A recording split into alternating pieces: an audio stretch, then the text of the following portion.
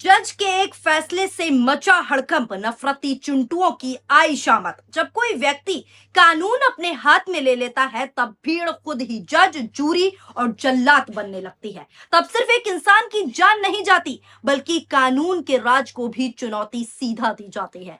ऐसे समय में अदालत का फैसला केवल एक कानूनी निर्णय नहीं रह जाता, बल्कि समाज के लिए एक बड़ी उम्मीद, एक बड़े इंसाफ का संदेश बन जाता है। एक ऐसा संदेश कि देश में चाहे कितनी भी भीड़ जुट जाए, कितनी भी नफरत फैलाने की कोशिश की जाए, चाहे कितनी भी शोर मचा लिया जाए, लेकिन अंतिम फैसला कानून और संविधान के अनुसार ही होगा। मध्य प्रदेश से आई एक बड़ी खबर ने एक बार फिर यह भरोसा मजबूत कर दिया है, यह भरोसा दिला दिया है कि देर भले ही हो सकती है न्याय में, लेकिन न्याय व्यवस्था अपना पूरा काम ईमानदारी से करती है। नजीर अहमद की पीट पीट कर हत्या करने के मामले में अदालत ने 14 के 14 दोषियों को उम्र कैद की सजा सुनाई है। जी हां दोस्तों, 14 के 14 दोषियों को सजा हो चुकी है उम्र कैद। ये फैसला उन सभी लोगों के लिए एक बड़ा संदेश माना जा रहा है जो भीड़ की ताकत के दम पर कानून को चुनौती देने की कोशिश करते हैं, कानून को अपने हाथों में लेते हैं, कानून के साथ खिलवाड़ करते हैं।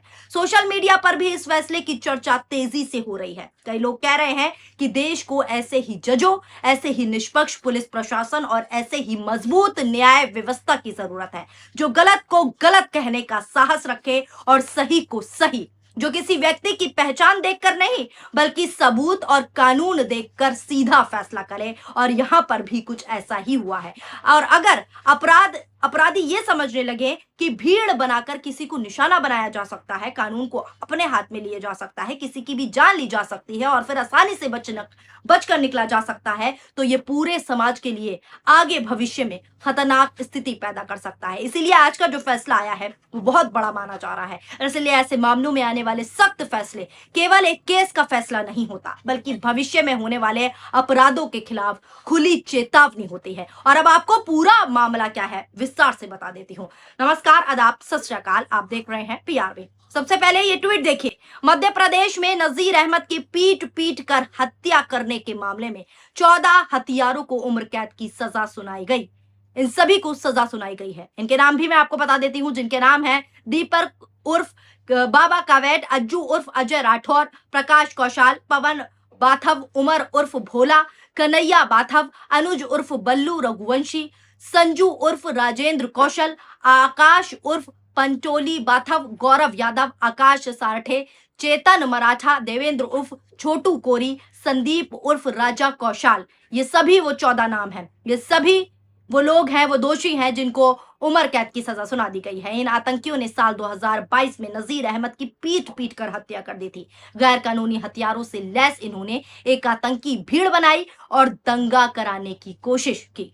पोस्टमार्टम रिपोर्ट में दोस्तों पता चला कि नजीर को बेरहमी से मारा गया है और उसके साथ अन्य साथी जो हैं बुरी तरह घायल हो गए थे। अब जब इन आतंकी गुंडों को उम्र कैद की सजा सुनाई गई, तो उनके परिवार वाले पुलिस वाहन के आगे आकर बैठ गए। तस्वीरें जो आपको दिखा रही हूं यही है। वही फैसला सुनाने वाले जज तबस्सुम खान की सुरक्षा बढ़ा दी गई है, क्योंकि उन्हें इस फैसले के बाद धमकियां मिल रही हैं। तो दोस्तों, अदालत ने इन सभी को उम्र कैद की सजा सुना दी। वो कहते हैं ना, न्याय में देरी हो सकती है लेकिन इंसाफ होगा। यही हुआ है। ये फैसला इसलिए भी महत्वपूर्ण माना जा रहा है क्योंकि इस मामले में लंबे समय से लोगों की नजरें बनी हुई थी। पीड़ित परिवार जो है लगातार न्याय की गुहार कर रहा था, न्याय की मांग कर रहा था और अब अदालत ने अपना निर्णय सुना दिया। बताया जा रहा है कि जब दोषियों को सजा जो है सुनाई गई, तब अदालत परिसर में उनके आसपास भावनात्मक दृश्य भी देखने को मिला।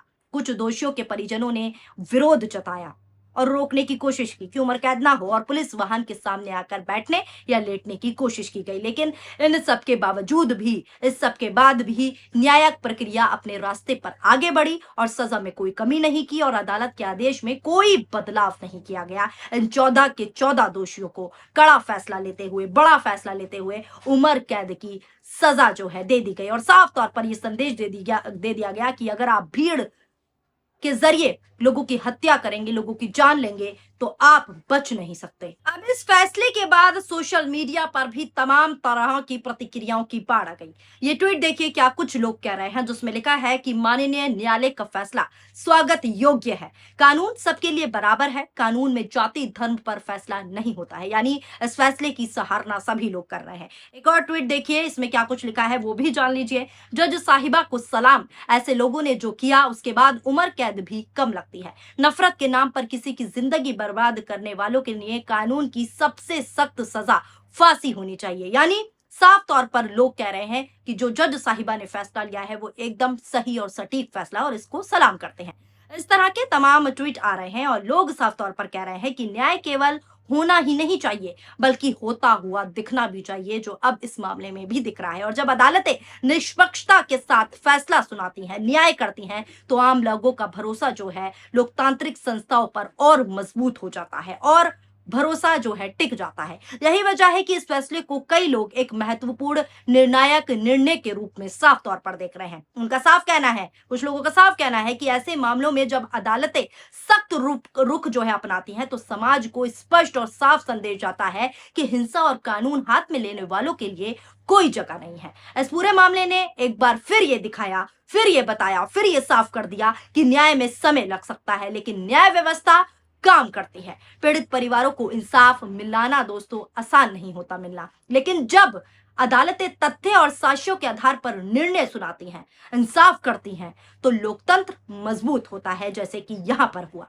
अंत में दोस्तों बस इतना ही कहूंगी, चाहे नफरत फैलाने वाले लोग कितनी भी कोशिश कर ले, चाहे भीड़ के दम पर कितना भी दबाव बनाने की कोशिश कर ले, डरा ले, धमका ले, यहां तक कि हत्याएं कर दे, लेकिन एक लोकतांत्रिक देश में अंतिम शब्द कानून ही होता है और कानून सबके लिए बराबर है। जो लोग ये समझते हैं कि हिंसा करके, किसी को निशाना बनाकर, एक धर्म को टारगेट कर या भीड़ की ताकत दिखाकर वो बच निकलेंगे, उन्हें ऐसा फैसला याद दिलाता है कि अदालत की नजर से कोई ऊपर नहीं है और अदालत से कोई नहीं बच सकता। इस मामले में भी अदालत ने साफ संदेश दिया है कि किसी इंसान की जान लेना कोई छोटी बात नहीं है और दोष सिद्ध होने पर जो है सजा भी उतनी ही सख्त होगी, जैसे कि अब हो गई उम्र कैद की सजा। यहां पर जो है कानून का राज है, यहां पर जो है संविधान की भावना है और यही किसी भी लोकतंत्र की जो है यही सबसे बड़ी खूबसूरती होती है और सबसे बड़ी ताकत होती है। दोस्तों तो जज साहिबा ने जो फैसला दिया वो आपके सामने है। उम्र कैद की सजा 14 के 14 दोषियों को दे दी गई है और इस जो फैसला सुनाया है उस पर जो है प्रतिक्रियाएं तमाम आ रही हैं। जज साहिबा को सलाम भी किया जा रहा है और साफ तौर पर उनकी सराहना की जा रही है। उसके बाद उनको धमकियां भी आना की हालांकि शुरू हो गई और उनकी जो है सुरक्षा बढ़ा दी है। लेकिन सवाल मैं वही करूंगी जो शुरू से कर रही हूं कि नफरती चिंटू लगातार नफरत परोसने से, बांटने से, दिखाने से बाज नहीं आ रहे। जज साहिबा ने जहां पर सही को सही और गलत को गलत कहकर, तथ्य देखकर, सबूत देखकर सारा फैसला किया, सारा निर्णय लिया और अंतिम फैसला दिया कि 14 दोषियों को सजा होगी, वहीं दूसरी तरफ जब जो कुछ नफरती चिंटू हैं, जो नफरत फैलाने का काम ही करते हैं देश में, वो तिलमिला गए और धमकियां तक देने लग गए, डराने तक लग गए जज साहिबा को, जिसके बाद जो है उनकी सुरक्षा तक बढ़ा दी है। फिलहाल जज साहिबा के फैसले को और पुलिस प्रशासन के जो पूरा रुख है, रवैया है, उसकी कार्रवाई को सलाम कर रहे हैं लोग सोशल मीडिया पर और इसको एक बड़े फैसले के रूप में, एक बड़े निर्णय के रूप में देख रहे हैं कि आने वाले समय में उन सभी चिंटुओं के लिए, जो नफरत भरे चिंटू हैं, उनके लिए चेतावनी है कि अगर आप भीड़ की ताकत दिखाकर एक धर्म को टारगेट करेंगे तो आपका अंजाम क्या होगा। भले ही न्याय में समय लग सकता है, देरी हो सकती है, लेकिन न्याय होगा और न्याय ऐसा होगा कि आप देख सकते हैं कि आज 14 दोषियों के साथ क्या हो रहा है। तो उन सभी नफरती चिंटुओं के लिए ये निर्णय एक बड़ी और भारी चेतावनी है। फिलहाल आप जज साहिबा के फैसले को कैसे देखते हैं और जो भी ये खबर हमने आपको दिखाई है पूरी, इस पर आप अपनी क्या सोच रखते हैं, उनका फैसला कैसा रहा, 14 दोषियों को जिस तरीके से उम्र कैद की सजा दे दी गई है वो सही है आपकी नजर में, या आपको क्या जो भी लगता है अपनी प्रतिक्रियाएं नीचे कमेंट बॉक्स में जरूर शामिल कीजिएगा। वीडियो पसंद आई हो तो वीडियो को लाइक कीजिए। अगर आप हमारा ये वीडियो फेसबुक पर देख रहे हैं तो फेसबुक पेज को फॉलो कर लीजिए। अगर आप हमारा ये वीडियो हमारे यूट्यूब चैनल पर देख रहे हैं तो यूट्यूब चैनल को सब्सक्राइब करना ना भूलें। शुक्रिया, धन्यवाद, नमस्कार, जय हिंद, जय भारत दोस्तों।